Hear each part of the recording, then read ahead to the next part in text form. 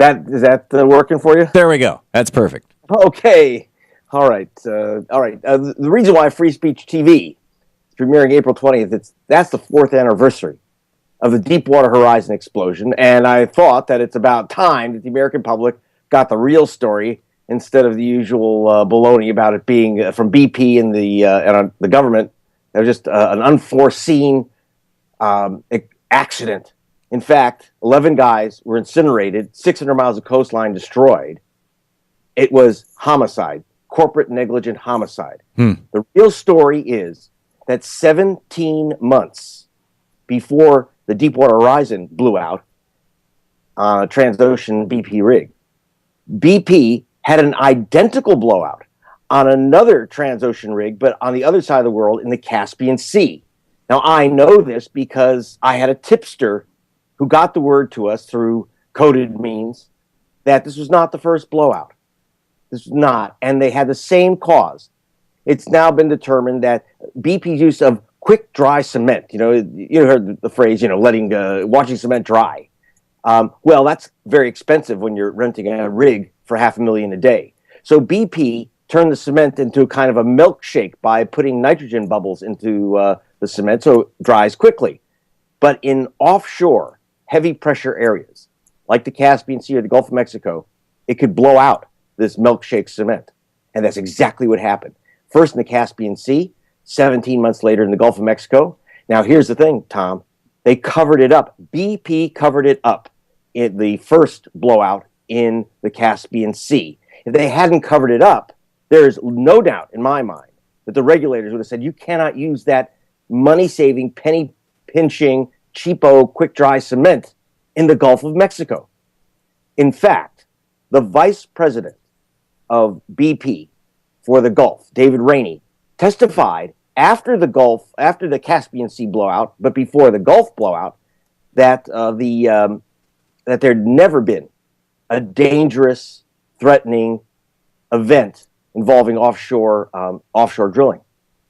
He testified under oath. By the way, Rainey is now facing indictment for lying to Congress, obstruction of Congress, but unfortunately not for the lie that he told that cost 11 men their lives. And the reason why he's not indicted for the more serious offense is the offense he's been indicted for is lying about the amount of oil that BP has, the amount of BP sludge pouring into the Gulf of Mexico. He tried to hide about 90% of it. But he never was nailed for the first one because it turns out that our government was complicit in the cover-up. How do I know that? Because of a courageous soldier named Private Bradley Chelsea Manning in the WikiLeaks documents. In this film, you'll see I go across to the nation of Azerbaijan in the Caspian Sea, and I get arrested trying to find my witnesses to the original blowout. You can see me get arrested because they took the cameras, but in the film, but they didn't take my little pen, which had one of those little Austin Power cameras in the pen. But we couldn't get all our evidence. And then I come back to London. I work with The Guardian. And inside the WikiLeaks document, the United States ambassador had secret meetings with BP because Chevron and Exxon didn't know why they weren't getting their split of the money from the Caspian Sea. And BP said, shh, there was a blowout. And that was in the WikiLeaks cables from our ambassador. From Chelsea Manning. To the Bush. It was at that time. This is a transition just as the Bush was leaving. Right. Condi Rice was the Secretary of State. So Chevron had gone to her and her people, because if you remember, Condi Rice was a member of the board of directors of Chevron. In fact, there was a tanker. I had forgotten that. So Chevron went to Condi and said, "Where's our money from BP?" And that's when BP admitted that there was a blowout of this cheap cement.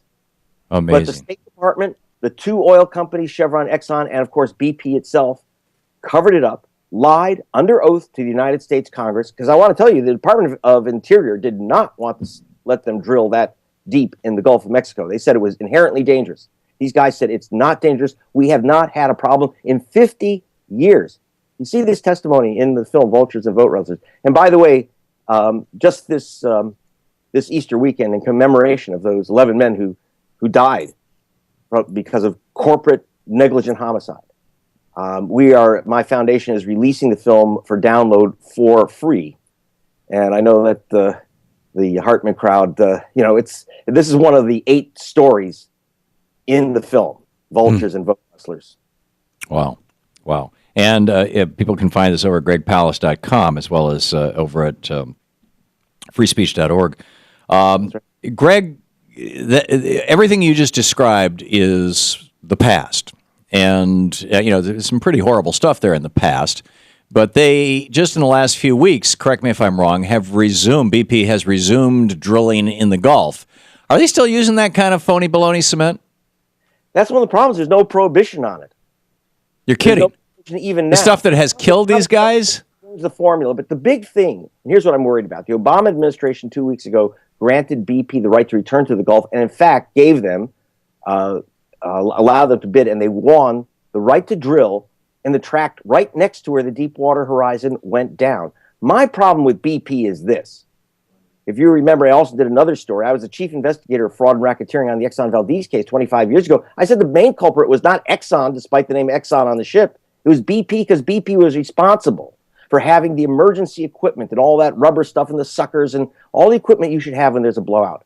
Right. They didn't have it in Alaska, and they didn't have it in the Gulf of Mexico. You don't see any of those, and you don't see the rig being surrounded. They could have captured a tremendous amount of that oil. But there was no attempt to contain that oil for 4 days until President Obama declared national emergency, and the Navy began putting out the rubber skirts to try to contain the oil. 4 days.